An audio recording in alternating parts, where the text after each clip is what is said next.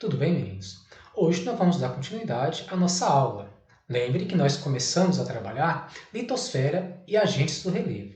Na primeira aula nós trabalhamos os agentes internos. Agora nós iremos iniciar aí os agentes externos, agentes modeladores do relevo, que são o intemperismo químico, físico e biológico, que agem na superfície do planeta, esculpindo, modelando, dando forma às grandes estruturas geológicas que se formaram pela força interna da Terra, que nós trabalhamos lá no capítulo 1, e a aula anterior nossa e também dos agentes internos, que é o tectonismo, vulcanismo e terremotos, que são as grandes forças internas formadoras, dos grandes blocos montanhosos que nós conhecemos aí, que são as rochas magmáticas, metamórficas e sedimentares. Aqui nós podemos observar a atuação dos agentes externos. Os agentes externos também são chamados de intemperismo, que é o desgaste da rocha e do solo. Esse desgaste se dá através dos processos químicos, físicos e também biológicos, que são os seres vivos, como nós já citamos aqui abaixo no rodapé aqui, ó. Esses agentes agem simultaneamente. Eles também são chamados de agentes exógenos ou exógenos, ou também externos, e são responsáveis pela transformação do relevo através da atuação da água, do vento, da temperatura e também dos seres vivos, como as minhocas, as raízes das árvores, os fungos, as bactérias que estão no solo, também atuando simultaneamente em conjunto com os outros agentes externos. Esse processo de desagregação da rocha ao longo do tempo, ela provoca o surgimento de pequenas partículas minúsculas de rocha, que são chamadas de sedimentos. Esses sedimentos, eles são transportados pela água ou também pelo vento e acumulados em locais distantes do seu local de origem. São exemplos de sedimentos a areia dos rios, a poeira, que é muito encontrada às vezes em nossas casas, quando nós ficamos muito tempo sem limpar os objetos. Esses sedimentos, quando transportados pela água e acumulados ao longo de milhares de anos nas partes mais baixas do relevo, que nós estamos lá atrás, podem vir a formar as rochas sedimentares. Tá? Esse mesmo processo de acúmulo de sedimento ao longo do tempo também leva à formação dos solos.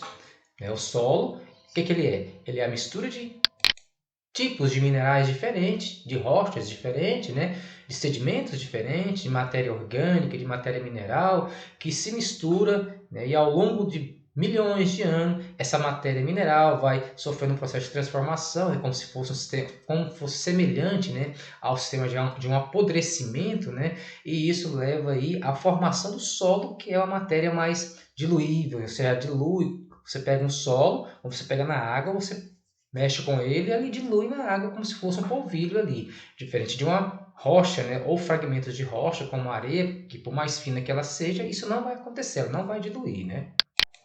Esse conjunto de intemperismo, como nós podemos observar aqui, chamamos de intemperismo, ele é dividido em físico e químico e biológico.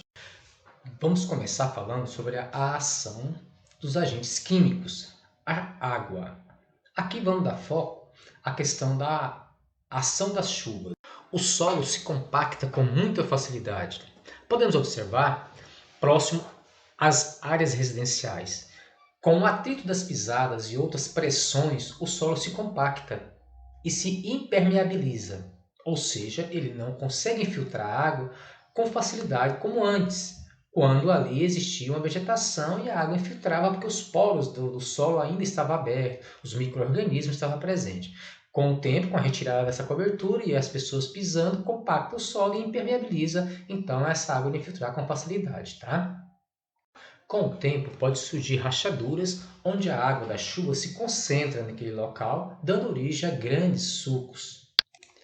Esses sulcos, na realidade, são grandes fendas abertas no solo que, com o tempo, como nós podemos observar aqui, parte do sedimento foi retirado, então forma-se ravinas que posteriormente, se deixar, né, ele pode atingir o lençol freático lá, a água subterrânea, e receber uma outra denominação que é as vossorocas. É quando ele atinge aí já uma grande profundidade e para recuperar se torna muito difícil. Na recuperação se recomenda utilizar árvores nativas da região, né, mas lembrando que é muito difícil recuperar uma área degradada a partir do momento que ele atinge o lençol freático. Nesse intemperismo, é bom perceber que ocorre aqui a erosão pluvial. A erosão pluvial ela é causada pela pluviosidade, pela quantidade de chuva que está ocorrendo nessa região aqui. Ó.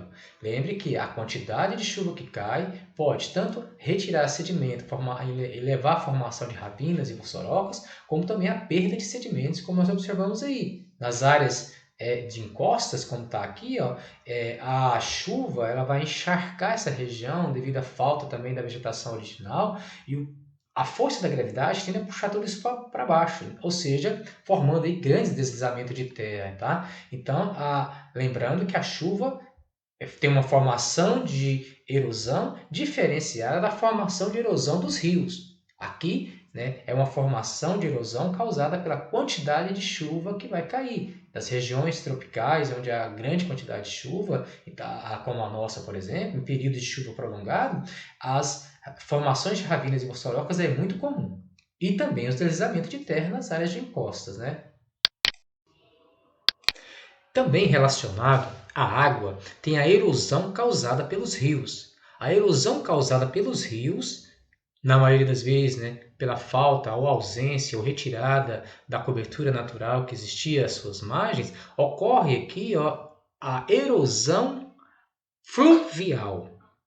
Tá? A erosão fluvial ela é causada pelas águas, pelo movimento das águas dos rios. Nesse movimento da sua nascente, a área mais elevada, lá, né, na montante, na área mais alta, até a jusante, a sua foz, a área mais baixa, o rio transporta sedimento, transportando e acumulando nas suas margens. Ou seja, ali nas suas margens direita ou esquerda, pode ocasionar o que nós chamamos de planícies, bancos de areia, acúmulo de areia. Então ali são as áreas mais planas depositadas pelos movimento das águas dos rios.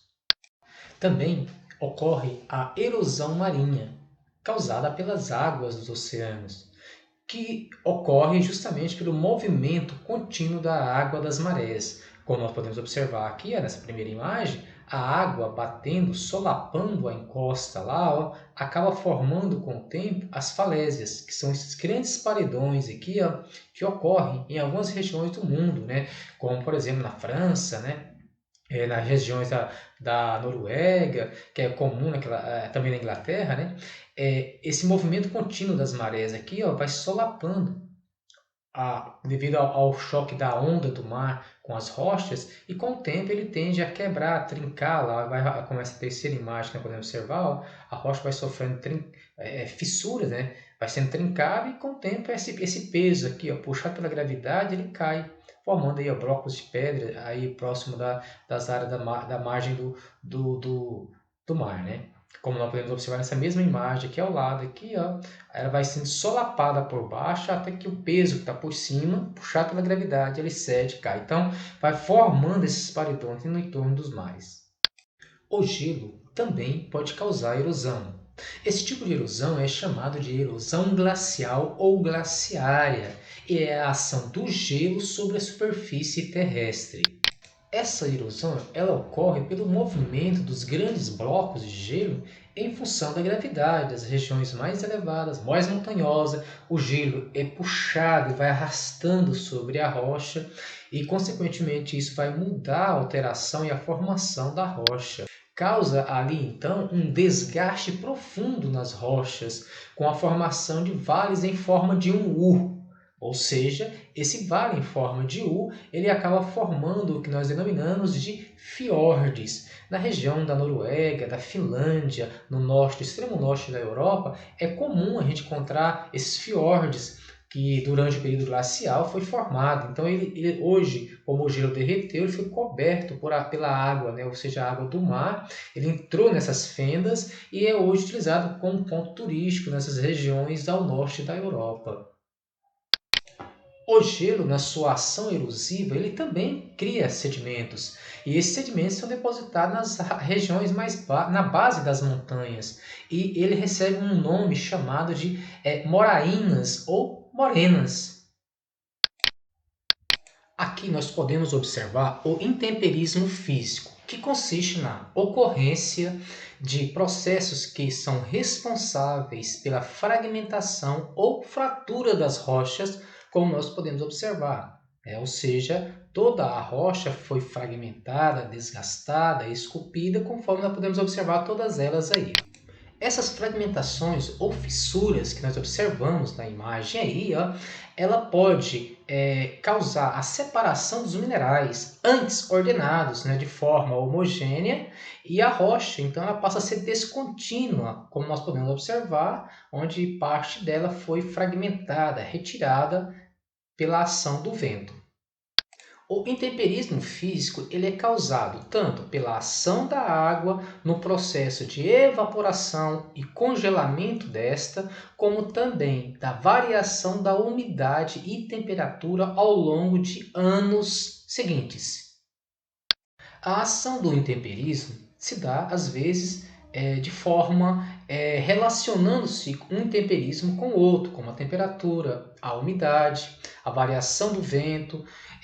Como nós podemos observar, a temperatura ela oscila entre o dia e a noite. Durante o dia, o calor tende a dilatar a rocha e o frio à noite faz com que essa rocha vai regredir. Então, nessa ação de aumentar de tamanho e diminuir, a rocha tende a criar fissuras. Elas vão trincar e, consequentemente, diminuir em pedaços menores ao ponto de chegar à formação de areias, grande quantidade de areias, como nós podemos, por exemplo, observar nas regiões desérticas, como o Saara, o deserto de Gobi, da Namíbia, enfim, de vários outros desertos, onde você percebe a variação muito grande entre a temperatura máxima e a mínima entre dia e noite. Da mesma forma, a ação dos ventos. O papel dos ventos aí é de transportar esses sedimentos menores para as regiões mais distantes. Da mesma forma que o vento, ao transportar esses fragmentos pequenininhos de areias, em grande velocidade às vezes, ele serve como uma lixa, que vai lixiviando, como nós podemos observar nessas imagens aqui que nós colocamos aqui, ó, essas imagens, você pode observar que ela está toda como se fosse lixada pelo tempo, porque esse papel de lixar do tempo, ela é feita pelo vento, que ele joga em grande velocidade fragmentos pequenininhos de areia, de pedrinhas, que são jogadas contra essas rochas, que ao longo do tempo vai fazendo um processo de lixiviação, como se fosse lixamento da rocha. Em algumas regiões, como no Maranhão, aqui no Brasil, nós observamos que os ventos têm um papel de acúmulo de sedimentos, formando dunas. Tá? Em algumas regiões, quando nós falamos a formação de desertos, em outras, ao acúmulo de sedimento trazido dos litorais para as áreas do interior do país. O intemperismo biológico é causado pelos seres vivos. O homem é um importante modificador do relevo, com o objetivo de ajustar a natureza a seus interesses, né, derruba morros, aterra áreas para plantar, altera as vertentes dos rios. Nas cidades, por exemplo, é um exemplo bem claro, né, onde o homem altera o meio ambiente. Além do homem, outros animais, como aqui ó, a minhoca, que ao fazer buraco no solo, oxigena o solo, facilita a água chegar à rocha impermeável. Os fungos, que grudam nas rochas, né, e pode também alterar as partículas da rocha, da mesma forma aqui, ó, e as árvores nas calçadas, que ao crescer elas vão causar aí, ó, como nós podemos observar, rachaduras, fissuras, né? As raízes das plantas tendem com o tempo a deslocar a rocha, ou seja, rachar a rocha com o tempo, criando grandes fissuras nas rochas. Bom, pessoal, nossa aula hoje fica por aqui. Até a próxima aula.